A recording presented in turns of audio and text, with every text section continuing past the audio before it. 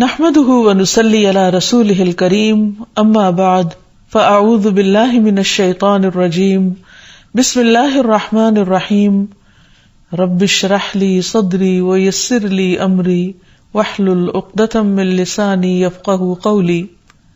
السلام علیکم ورحمۃ اللہ وبرکاتہ. ناظرین، پروگرام دعا کیجیے کے ساتھ آپ کی خدمت میں حاضر ہیں. آج ہم انشاءاللہ عذاب قبر اور فتنہ قبر سے حفاظت کی دعاؤں کے موضوع پر آپ سے گفتگو کریں گے. دعا مشکلات کو دور کرنے کا ذریعہ ہے، خواہ وہ دنیا کی مشکلات ہوں یا آخرت کی مشکلات. اور آخرت کی منزلوں میں سے سب سے پہلی منزل قبر ہے، جس میں ہر انسان کو آزمایا جائے گا، اس کا امتحان لیا جائے گا. ایک تو بڑا امتحان ہے قیامت کے دن، لیکن ایک چھوٹا امتحان ہے قبر کے اندر بھی. جس طرح دنیا بھی ایک امتحان ہے، اس زندگی میں بھی ہمیں طرح طرح کے امتحانات سے واسطہ پیش آتا ہے. اللہ سبحانہ وتعالی نے ہمیں پیدا ہی اس لیے کیا، جیسے سورۃ الملک میں آتا ہے خلق الموت والحیات لیبلوکم ایکم احسن عملا، کہ اس نے زندگی اور موت کو اس لیے بنایا کہ تمہیں آزما کر دیکھے کہ تم میں اچھے کام کون کرتا ہے. تو گویا اس زندگی میں بھی انسان کا ایک امتحان ہو رہا ہے اور دیکھا یہ جا رہا ہے کہ کون ٹھیک کر رہا ہے اور کون غلط. اور پھر اس کے بعد قبر میں بھی اس کا ایک ٹیسٹ ہے. 3 اہم سوال اس سے کیے جائیں گے، اور اس میں جو کامیاب ہوگا اسی کے لیے قبر جنت کے ٹکڑوں میں سے ایک ٹکڑا بن جائے گی. اور پھر قبر سے اٹھائے جانے کے بعد قیامت کے دن پھر اس کا حساب ہوگا، اور وہ اصل حساب ہے. اس کے بعد اس کے لیے ہمیشہ ہمیشہ کی یا راحتیں ہیں یا عذاب ہیں، اس کا فیصلہ کر دیا جائے گا. تو اس لیے انسان کو عمل کے ساتھ ساتھ اللہ سبحانہ وتعالیٰ سے دعا کرتے رہنا چاہیے، تاکہ وہ ہر طرح کی مشکلات سے نجات پا سکے اور ہر امتحان میں کامیاب ہو سکے، ہاں وہ دنیا کا ہے یا آخرت کا ہے. اللہ سبحانہ وتعالیٰ اسی دعا کے ذریعے اپنے بندوں کو ہر طرح کی بے چینیوں اور کرب سے نجات دیتے ہیں. جیسا کہ قرآن مجید میں آتا ہے وَنُوحًا إِذْ نَادَى مِن قَبْلُ فَاسْتَجَبْنَا لَهُ فَنَجَّيْنَاهُ وَأَهْلَهُ مِنَ الْكَرْبِ الْعَظِيمِ. اور نوح کو بھی ہم نے اپنی رحمت میں داخل کیا علیہ السلام. جب اس نے اس سے پہلے پکارا تو ہم نے اس کی دعا قبول کر لی، پھر اسے اور اس کے گھر والوں کو شدید بے چینی سے نجات دی. تو شدید بے چینی کے عالم میں انسان کو اللہ سبحانہ وتعالیٰ کی طرف رجوع کرنا چاہیے. اور یہ بطور مثال ہمیں بتایا گیا کہ نوح علیہ السلام نے جب اپنے کرب اور بے چینی میں اللہ سبحانہ وتعالیٰ کو پکارا تو اللہ تعالیٰ نے ان کی پکار سن لی. اسی طرح باقی سب لوگ بھی اپنی بے چینیوں میں اپنے رب کو پکاریں. یاد رکھیے، دنیا کی بے چینیوں میں تو ہم رب کو پکار سکتے ہیں، لیکن قبر کے اندر پائے جانے والے کرب اور بے چینی میں انسان جتنا بھی پکارے گا اس وقت فائدہ نہ دے گا. اس لیے ضروری ہے کہ دنیا میں ہی انسان اپنے فیوچر کے بارے میں سوچتے ہوئے، اپنے مستقبل کی پریشانی اور بے چینیوں کے بارے میں سوچتے ہوئے آج دعا کرے. اور دعا کرنے سے پہلے اللہ سبحانہ وتعالیٰ کی حمد و ثنا اور نبی صلی اللہ علیہ وسلم پر درود شریف پڑھے. جہاں تک قبر کا تعلق ہے تو قبر آخرت کی منزلوں میں سے سب سے پہلی منزل ہے، اور قبر سے زیادہ ہولناک منظر کوئی نہیں. رسول اللہ صلی اللہ علیہ وسلم نے فرمایا قبر آخرت کی پہلی منزل ہے، اگر وہاں نجات مل گئی تو بعد کے سارے مراحل آسان ہو جائیں گے، اور اگر وہاں نجات نہ ملی تو بعد کے سارے مراحل دشوار ہو جائیں گے، یعنی مشکل ہو جائیں گے. رسول اللہ صلی اللہ علیہ وسلم نے یہ بھی فرمایا کہ اللہ کی قسم، میں نے جتنے بھی مناظر دیکھے، جتنے سینز دیکھے ہیں، قبر کا منظر ان سب سے زیادہ ہولناک ہے، خوفناک ہے. اور ویسے بھی انسان اگر امیجن کرے کہ زمین کے اندر ویرانے میں، قبرستان میں، کئی فٹ زمین کے اندر نیچے اندھیری کوٹھڑی جس میں انسان کا لحاف بھی مٹی ہے اور اس کا بچھونا بھی مٹی ہے، اور وہاں کسی قسم کی کوئی لائٹ بھی نہیں، کوئی پنکھا نہیں، کچھ بھی نہیں، تو وہ کیسا منظر ہوگا. تو نبی صلی اللہ علیہ وسلم نے سچ فرمایا کہ میں نے اس سے زیادہ ہولناک منظر کوئی اور نہیں دیکھا. پھر اسی طرح یہ ہے کہ جیسے دنیا میں انسان خوشی اور غم دیکھتا ہے، قبر میں بھی انسان کو یا خوشی ہوتی ہے یا غم ہوتا ہے، اور وہاں کا عذاب بھی برحق ہے اللہ کے نافرمانوں کے لیے، مجرموں کے لیے. اس سلسلے میں ایک حدیث آتی ہے کہ ایک یہودی عورت حضرت عائشہ رضی اللہ تعالی عنہا کے پاس آئیں اور اس نے عذاب قبر کا ذکر چھیڑ دیا اور کہا کہ اللہ تجھے عذاب قبر سے محفوظ رکھے. اس پر حضرت عائشہ رضی اللہ تعالی عنہا نے رسول اللہ صلی اللہ علیہ وسلم سے عذاب قبر کے بارے میں دریافت کیا. آپ نے اس کا جواب دیا کہ ہاں عذاب قبر حق ہے، یعنی واقعی ہے. تو حضرت عائشہ نے بیان کیا کہ پھر میں نے کبھی ایسا نہیں دیکھا کہ آپ صلی اللہ علیہ وسلم نے کوئی نماز پڑھی ہو اور اس میں عذاب قبر سے اللہ کی پناہ نہ مانگی ہو. یعنی ہمیشہ آپ صلی اللہ علیہ وسلم ہر نماز میں اللہ سبحانہ وتعالی سے دعا کرتے کہ وہ عذاب قبر سے محفوظ رکھیں.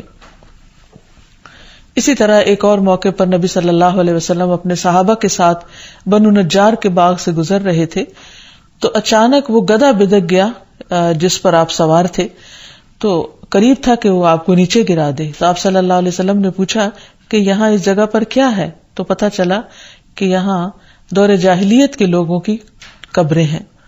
تو آپ صلی اللہ علیہ وسلم نے جب پوچھا کہ یہ لوگ کب مرے تو عرض کیا گیا کہ یہ لوگ شرک کی حالت میں مرے تھے. تو آپ نے فرمایا کہ ان لوگوں کو ان کی قبروں میں عذاب ہو رہا ہے. اگر مجھے یہ خیال نہ ہوتا کہ تم لوگ اپنے مردوں کو دفنانا چھوڑ دو گے تو میں تمہیں یہ عذاب اس وقت سنواتا. یعنی اللہ تعالیٰ سے دعا کرتا کہ تمہیں قبر کے عذاب کو سنوا دے جسے میں سن رہا ہوں. پھر آپ صلی اللہ علیہ وسلم ہماری طرف متوجہ ہوئے اور فرمایا تم لوگ دوزخ کے عذاب سے اللہ کی پناہ مانگو. صحابہ نے عرض کیا ہم دوزخ کے عذاب سے اللہ کی پناہ مانگتے ہیں. پھر اسی طرح آپ نے فرمایا کہ تم قبر کے عذاب سے اللہ کی پناہ مانگو. تو صحابہ نے عرض کیا نعوذ باللہ من عذاب القبر، کہ ہم قبر کے عذاب سے اللہ کی پناہ مانگتے ہیں، یعنی اللہ تعالی ہمیں اس سے محفوظ رکھے. تو بہرحال قبر کی نعیم و راحت کو حاصل کرنے کے لیے اور تکلیفوں سے بچنے کے لیے اللہ تعالیٰ سے دعا کرنی چاہیے. جہاں تک قبر کے سوال و جواب کا تعلق ہے تو اس کے بارے میں حدیث میں آتا ہے نبی صلی اللہ علیہ وسلم نے فرمایا کہ جب انسان کو دفن کر کے اس کے ساتھی چلے جاتے ہیں تو ایک فرشتہ جس کے ہاتھ میں گرز ہوتا ہے آ کر اسے اٹھا دیتا ہے اور اس سے محمد صلی اللہ علیہ وسلم کے متعلق پوچھتا ہے. ایک دوسری روایت میں آتا ہے کہ وہ پوچھتا ہے من ربک، تمہارا رب کون ہے، ما دینک، تمہارا دین کیا ہے. اور پھر وہ نبی صلی اللہ علیہ وسلم کے بارے میں سوال کرتا ہے کہ تم اس آدمی کے متعلق کیا کہتے ہو. تو مومن کہتا ہے اشہد ان لا الہ الا اللہ و اشہد ان محمدا عبدہ و رسولہ، کہ میں اس بات کی گواہی دیتا ہوں کہ اللہ کے علاوہ کوئی معبود نہیں اور یہ کہ محمد صلی اللہ علیہ وسلم اس کے بندے ہیں اور رسول ہیں. یہ سن کر فرشتہ کہتا ہے کہ تم نے سچ کہا. کسی نے پوچھا یا رسول اللہ صلی اللہ علیہ وسلم وہ فرشتہ تو ہاتھ میں گرز لے کر جس کے سامنے کھڑا ہوگا اس پر گھبراہٹ طاری ہو جائے گی، یعنی اس کے حال حلیہ دیکھ کر ہی خوف آنے لگے گا. تو نبی صلی اللہ علیہ وسلم نے فرمایا اللہ ایمان والوں کو کلمہ توحید پر ثابت قدم رکھتا ہے، جس کا ذکر سورۃ ابراہیم میں بھی آتا ہے یثبت اللہ الذین آمنوا بالقول الثابت فی الحیات الدنیا وفی الآخرہ. اللہ قول ثابت کے ذریعے دنیا اور آخرت میں اپنے بندوں کو ثابت قدم رکھتا ہے، یعنی کلمہ طیبہ کے ذریعے. یعنی جو شخص سچے دل سے دنیا میں لا الہ الا اللہ کہتا ہے اللہ سبحانہ وتعالیٰ قبر میں بھی اس کو اللہ تعالیٰ کی وحدانیت کے اقرار کے لیے اس کلمے کو یاد کرا دیں گے اور انسان کے اوپر وہ وحشت پھر طاری نہیں ہوگی بلکہ مومن اپنی قبر میں پرسکون ہوگا. نبی صلی اللہ علیہ وسلم نے فرمایا اگر مرنے والا نیک آدمی ہو تو فرشتے اسے اس کی قبر میں اس طرح بٹھاتے ہیں کہ اس پر کوئی خوف اور گھبراہٹ نہیں ہوتی. ویسے بھی قرآن مجید میں آتا ہے الا ان اولیاء اللہ لا خوف علیہم ولا هم یحزنون، خبردار اللہ کے دوستوں کو نہ کوئی خوف ہے اور نہ غم ہوگا. پھر اسی طرح یہ ہے کہ قبر میں ہی انسان کو جنت کا لباس اور خوشبو ملتی ہے. جب مومن درست جواب دیتا ہے تو ایک آواز لگانے والا آواز لگاتا ہے کہ میرے بندے نے سچ کہا، بس اس کے لیے جنت کا بستر بچھا دو، اس کے لیے جنت میں ایک دروازہ کھول دو، اسے جنت کے کپڑے پہنا دو. پھر جنت کی ہوا اور خوشبو اس کے پاس آتی ہیں اور اس کی قبر حد نگاہ تک کشادہ کر دی جاتی ہے، یعنی کھلی کر دی جاتی ہے. جنت کے دروازوں میں سے ایک دروازہ کھول کر اسے اس کی آخری قیام گاہ یعنی جنت میں اس کا جو گھر ہے وہ دکھا دیا جاتا ہے. اور اسے بتایا جاتا ہے کہ یہ ہے وہ جگہ جو اللہ سبحانہ تعالیٰ نے تمہارے لیے تیار کر رکھی ہے. یعنی قیامت کے دن جب تم اٹھو گے اور اپنے حساب کتاب سے فارغ ہوگے تو آخر میں تمہارا مقام یا گھر یہ ہوگا. تو اس سے اس کی خوشی میں اور زیادہ اضافہ ہو جاتا ہے. لیکن اس کے برعکس جو شخص اس امتحان میں فیل ہو جاتا ہے اس کے لیے جہنم کے دروازوں میں سے ایک دروازہ کھول کر اس کو جہنم کا ٹھکانہ دکھا دیا جاتا ہے. پھر اسی طرح یہ ہے کہ انسان کی قبر وسیع اور روشن کر دی جاتی ہے. ابو ہریرہ سے روایت ہے کہ رسول اللہ صلی اللہ علیہ وسلم نے فرمایا مومن شخص اپنی قبر میں سبز باغیچے میں ہوتا ہے تو اس کے لیے اس کی قبر کو 70 ہاتھ کشادہ کر دیا جاتا ہے اور اس کے لیے 14ویں کے چاند کی طرح روشنی کر دی جاتی ہے.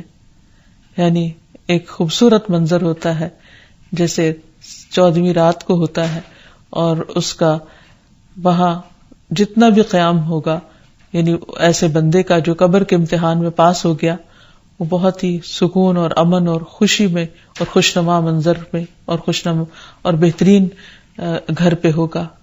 تو اس سے پتہ یہ چلتا ہے کہ جو شخص ایمان کے ساتھ عمل صالح کرتے ہوئے دنیا سے رخصت ہوگا، ایمان پر ہی اس کا خاتمہ ہوگا اور وہ قبر کے امتحان میں کامیاب ہو جائے گا، اس کے لیے قبر کو کشادہ کر دیا جائے گا اور ایک بہترین منظر ہوگا اس کے اس گھر میں. اس کے برعکس قبر میں عذاب بھی ہے. جو شخص قبر کے سوالوں کے جواب نہ دے سکا اس کی وہاں شامت آئے گی، اس کو مار پڑے گی. نبی صلی اللہ علیہ وسلم نے فرمایا کہ آدمی جب قبر میں رکھا جاتا ہے اور دفن کر کے اس کے لوگ پیٹ موڑ کر رخصت ہوتے ہیں تو وہ ان کے جوتوں کی آواز سنتا ہے. پھر 2 فرشتے آتے ہیں، اسے بٹھاتے ہیں، پوچھتے ہیں اس شخص کے متعلق تمہارا کیا اعتقاد ہے؟ کافر یا منافق یہ جواب دیتا ہے کہ مجھے نہیں معلوم، میں نے لوگوں کو ایک بات کہتے ہوئے سنا، میں بھی کہتا رہا. پھر اس سے کہا جاتا ہے کہ نہ تو نے کچھ جانا اور نہ پڑھا. اس کے بعد لوہے کے ہتھوڑے سے اس کے دونوں کانوں کے درمیان بڑے زور سے مارا جاتا ہے اور وہ اتنے بھیانک طریقے سے چیختا ہے کہ 2 بوجھوں یعنی انسان اور جن کے علاوہ ارد گرد کی ساری مخلوق اس کی چیخ سنتی ہے. پھر اسی طرح جہنم سے لباس اور بستر آتا ہے. آسمان سے منادی آواز لگاتا ہے اس نے جھوٹ بولا، اس کے لیے آگ کا بستر بچھا دو، آگ کا لباس پہنا دو. پھر جہنم کا دروازہ کھول دیا جاتا ہے، قبر کو تنگ کر دیا جاتا ہے. اس شخص پر اندھا بہرا فرشتہ مقرر کر دیا جاتا ہے جو اس پر سزا دینے کے لیے مسلط ہوتا ہے تاکہ اس پر کسی قسم کا کوئی رحم نہ کھائے. اور پھر قبر میں اس کی نیند کی کیفیت کے بارے میں آتا ہے کہ اس سے کہا جاتا ہے کہ تم منحوش کسی نیند سو جاؤ. اور منحوش کی نیند کا مطلب ہے ایسا آدمی جسے کیڑے مکوڑے اور سانپ ڈستے اور نوچتے رہتے ہیں اور اس پر قبر تنگ کر دی جاتی ہے تو جس کرب میں وہ مبتلا ہوتا ہے اور اس میں وہ جو سوتا ہے اس نیند کی طرف اشارہ ہے. پھر یہ ہے کہ عذاب قبر کے اسباب کیا ہیں، یعنی کیا چیز ہے جو انسان کو وہاں مصیبت سے دوچار کرے گی. سب سے پہلے تو کفر اور نفاق ہے، جیسے قرآن مجید میں آتا ہے النار یعرضون علیہا، قوم فرعون کے بارے میں، النار یعرضون علیہا غدوا وعشیا ویوم تقوم الساعة ادخلوا آل فرعون اشد العذاب. وہ صبح و شام آگ پر پیش کیے جاتے ہیں اور جس دن قیامت قائم ہوگی تو حکم ہوگا آل فرعون کو سخت ترین عذاب میں داخل کر دو. تو یہ نبی صلی اللہ علیہ وسلم کو معراج پر بھی دکھایا گیا تھا کہ کس طرح آل فرعون کو صبح و شام آگ پر پیش کیا جاتا ہے. حالانکہ دیکھیے کہ آل فرعون جو ہے وہ پانی میں ڈوب کر مرے ہیں، لیکن اس کے باوجود مرنے کے بعد قیامت تک کے بیچ کے عرصے میں انہیں آگ پر پیش کیا جا رہا ہے، یعنی انہیں آگ کا عذاب ابھی بھی مل رہا ہے. اور قیامت کے دن جیسے کہ آیت میں آتا ہے اور جس دن قیامت قائم ہوگی کہا جائے گا ادخلوا آل فرعون اشد العذاب، اب آل فرعون کو شدید ترین عذاب میں داخل کرو، یعنی اصل جہنم میں اب ان کو ڈال دو. اسی طرح جو شخص نیک عمل نہیں کرتا، اپنی دنیا کی زندگی کو ضائع کرتا ہے، وہ بھی جا کر وہاں سخت پچھتائے گا اور پکارے گا اور فریادیں کرے گا کہ مجھے کسی طرح واپس بھیج دیا جائے تاکہ اب میں اچھے کام کر کے آؤں. حتی اذا جاء احدهم الموت قال رب ارجعون لعلی اعمل صالحا فیما ترکت کلا انہا کلمۃ هو قائلها ومن ورائہم برزخ الی یوم یبعثون. یہاں تک کہ جب ان میں سے کسی کے پاس موت آتی ہے تو کہتا ہے اے میرے رب مجھے واپس بھیج دے تاکہ میں جو کچھ چھوڑ آیا ہوں اس میں کوئی نیک عمل کر لوں. ہرگز نہیں، یہ تو ایک بات ہے جسے وہ کہنے والا ہے، اور ان کے پیچھے ایک پردہ ہے اس دن تک جب وہ اٹھائے جائیں گے. یعنی برزخ کی طرف اشارہ ہے کہ اب دنیا کی طرف واپس آنے میں رکاوٹ ہے. کوئی بھی مرنے کے بعد دوبارہ زندہ ہو کر نہیں آ سکتا، اور نہ ہی وہ عمل کر سکتا ہے جن کو دنیا میں وہ اپنی زندگی میں نہ کر سکا یا نہ کرنا چاہا اس نے. پھر اسی طرح دوسری بڑی چیز جو انسان کے لیے قبر کے عذاب کا ذریعہ بنے گی ہے وہ ہے ظلم کرنا. قرآن مجید میں آتا ہے وَلَوْ تَرَىٰ إِذِ الظَّالِمُونَ فِي غَمَرَاتِ الْمَوْتِ وَالْمَلَائِكَةُ بَاسِطُو أَيْدِيهِمْ أَخْرِجُوا أَنفُسَكُمْ الْيَوْمَ تُجْزَوْنَ عَذَابَ الْهُونِ بِمَا كُنتُمْ تَقُولُونَ عَلَى اللَّهِ غَيْرَ الْحَقِّ وَكُنتُمْ عَنْ آيَاتِهِ تَسْتَكْبِرُونَ.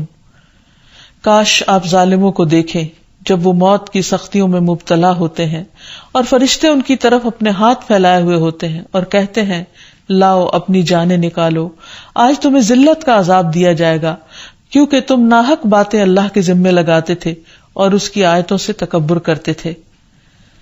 اسی طرح تو اس آیت میں بھی آپ دیکھیے کہ یہ کہا جا رہا ہے کہ موت کی سختیوں کے وقت ان کی جب فرشتے ان کی جان نکال رہے ہوتے ہیں تو اس وقت ان کو یہ خبر دے رہے ہوتے ہیں کہ لاؤ اپنی جانیں نکالو، آج تمہیں ذلت کا عذاب دیا جائے گا. یعنی جان نکالنے کے بعد جو قبر کا مرحلہ ہے اس کی طرف اشارہ ہے.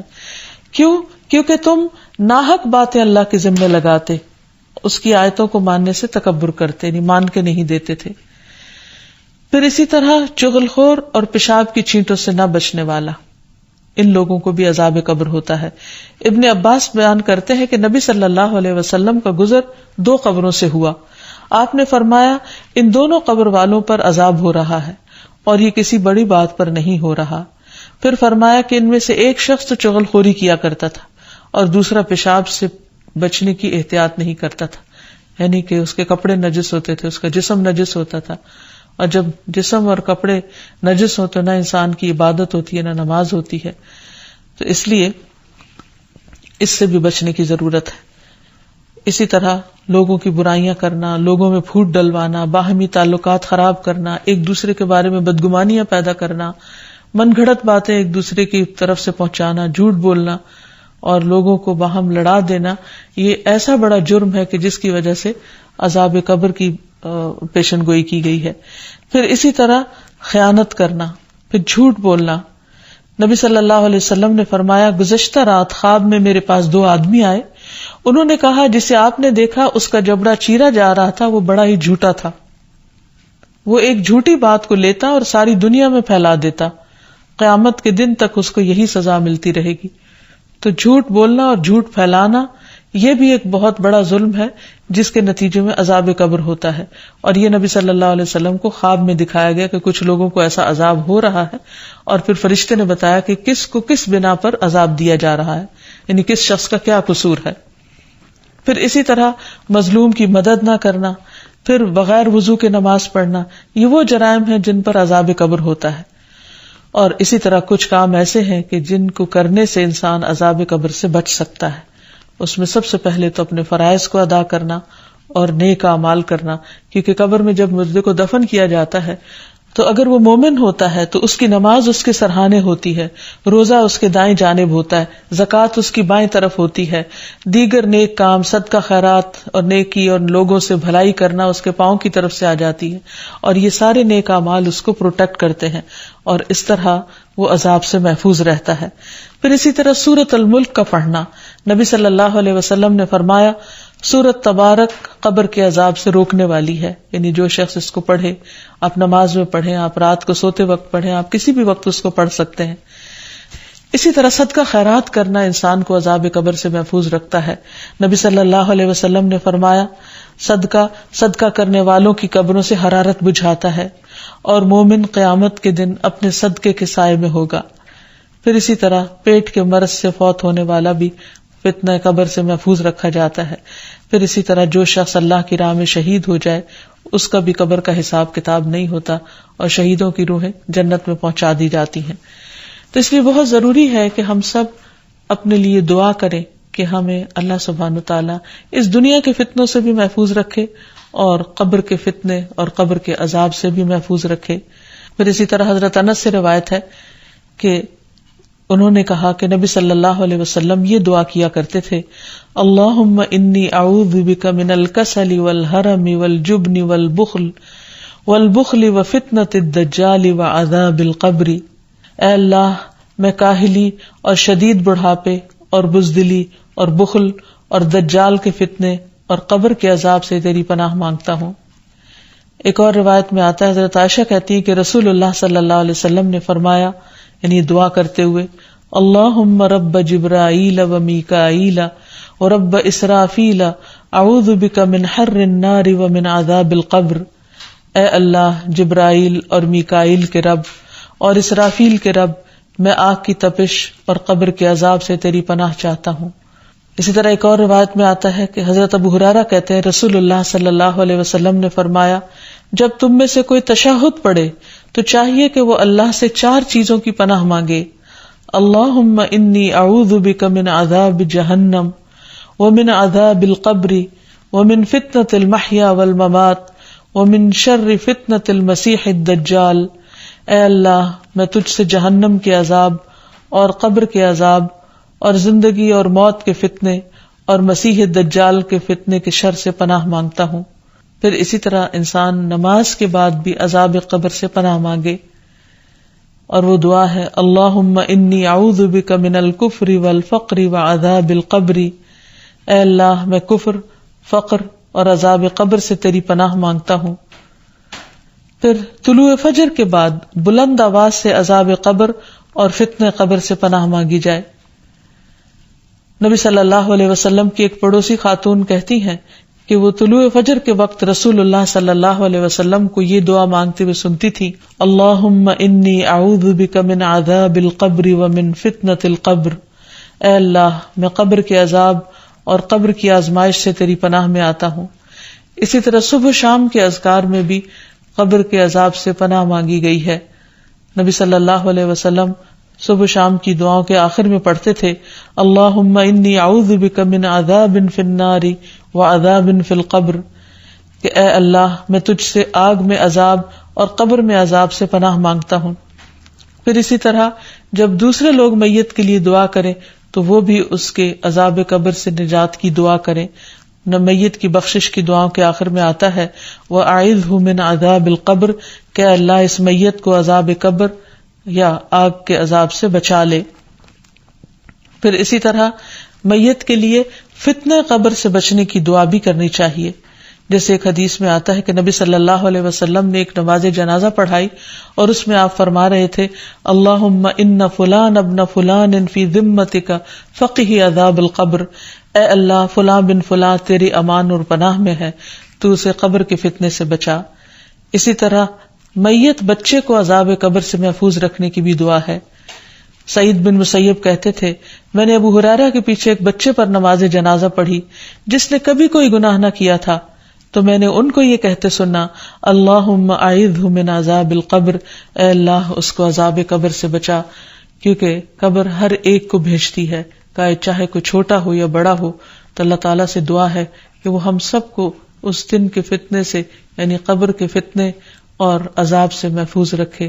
وآخر دعوانا ان الحمد للہ رب العالمین. السلام علیکم ورحمۃ اللہ وبرکاتہ.